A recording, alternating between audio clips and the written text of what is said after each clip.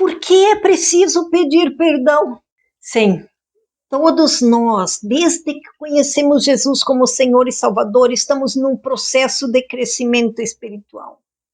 E nesse processo de crescimento espiritual, pedir perdão, perdoar e ser perdoado faz parte do processo. E pedir perdão a Deus e ser perdoado por Deus tem uma relação com eu pedir perdão e ser perdoado pelas pessoas. Da mesma forma, ser perdoado e pedir perdão para as pessoas tem relação com Deus me perdoar. É interessante porque é isso que Jesus diz: Pai, perdoa-me, assim como eu tenho perdoado aos meus devedores. Vamos conversar sobre isso? Fica comigo, Café com Palavra, Ministério e Igrejas Discipuladoras.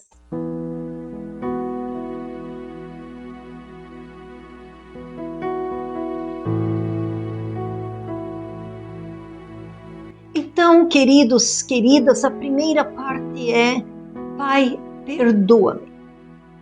O filho pródigo chega diante do pai e diz: Pai, pequei contra os céus e contra ti.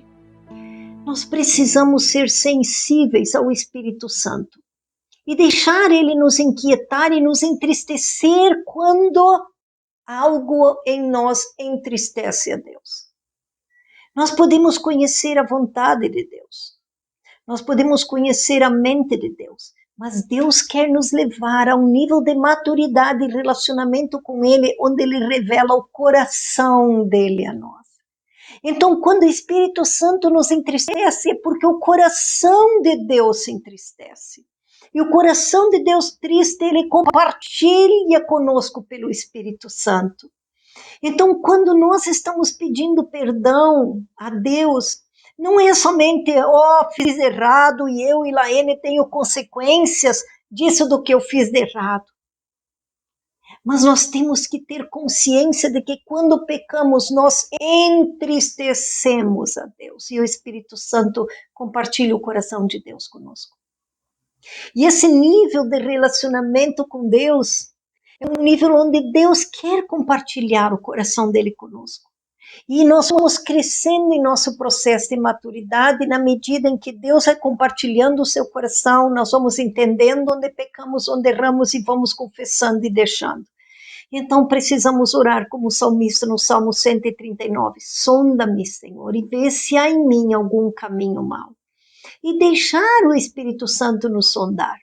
E quando há algo que inquieta e que Deus chama você a ajustar sua vida a partir de uma palavra, que é um toque divino, que Deus está falando com você, procure ficar atento a isso.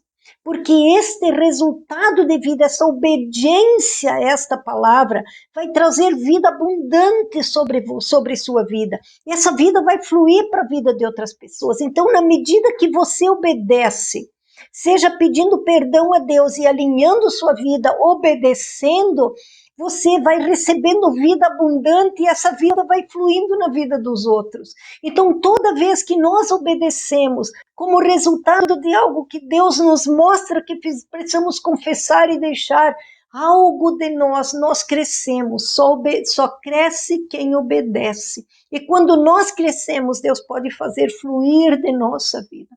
Eu gosto muito de uma expressão do Oswald Chambers, quando ele diz que nós somos vinho derramado e pão partido para as pessoas.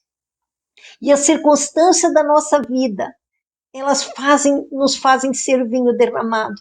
Nós somos como a uva que os dedos de Deus querem espremer, e às vezes circunstâncias difíceis. Só que nós temos tendência de querer escapar, como uvas que querem escapar dos dedos de Deus, para não sermos esse vinho derramado na vida das pessoas. O que é esse vinho derramado?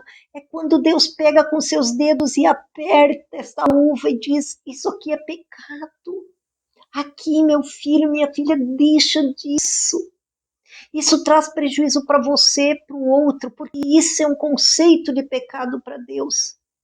E então, queridos e queridas, nós queremos escapar dessa correção de Deus. Mas quando nós não escapamos e ficamos ali como uma uva presa nos dedos de Deus e Deus nos apertando, dali sai um vinho que alimenta outras pessoas, porque quando nós obedecemos, nós crescemos e podemos deixar fluir isso para a vida das outras pessoas, o que temos recebido de Deus, porque estamos num processo de maturidade intencional. E a segunda parte da oração, então, é a parte da oração quando Jesus diz, assim como nós perdoamos aos nossos devedores. Querido, logo depois Jesus conta uma parábola quando ele fala de alguém que tinha uma dívida impagável e o rei perdoa essa dívida impagável, mas quando ele sai de lá, ele encontra alguém que tem uma dívida menor e ele não perdoa. E aí o rei chama este de novo, a quem perdoa a dívida, e o lança na prisão. Nós precisamos levar a sério esse ser castigado, esse castigo, porque ele entrega aos verdugos, esse que não pagou, a quem tinha sido perdoado a dívida, mas não perdoou de outros. Nós temos que entender a seriedade do que acontece conosco quando não perdoamos. Mas esse é um processo que eu entendo muito bem. Já fiquei muito tempo tipo o Muttley dos desenhos animados, remoendo situações e pessoas e circunstâncias e querendo que outra pessoa sofresse para ela saber o que ela fez comigo. E minha experiência tem sido de que Deus primeiro num processo me inquietou, olha, é preciso que você vá conversar com essas pessoas para pedir perdão, para se colocar em dia, relacionamentos às vezes de anos, coisas que ficaram penduradas, vamos passar isso a limpo, vamos fechar essas brechas. Isso era uma lista do que eu tinha que fazer. E de repente Deus tem me levado a uma experiência com Ele de uma entrega maior aqui dentro. E essa entrega a Jesus me deixa livre para poder ter essa ação de perdoar o outro. É uma liberdade, não é mais uma lista de pessoas, não é mais algo que eu tenho que fazer, não é mais uma ação daqui para fora só, mas é algo que flui daqui dentro. Porque eu abri mão dos direitos sobre mim mesma e entreguei para Jesus. E agora eu sou totalmente livre para perdoar. Eu sou totalmente livre para obedecer. Só Jesus pode me fazer livre para obedecer. Por isso que eu preciso experimentar o perdão e o amor de Deus primeiro, para ser livre.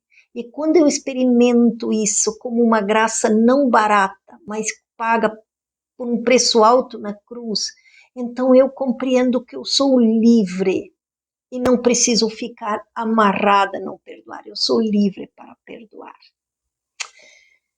Lia no livro Nenhuma Hora, graciosamente nos traz um esboço de oração que podemos fazer a partir da oração do Pai Nosso, como aprofundar cada uma dessas petições. Então, acompanhe nossa rede social e também aqui. Você pode, no nosso texto abaixo, ter um exemplo desse esboço de oração. E quero convidar você a dedicar um tempo usando desse esboço de oração e conversando com Deus e deixando Ele ministrar em sua vida e a partir de sua vida. Continue conosco. Um grande abraço.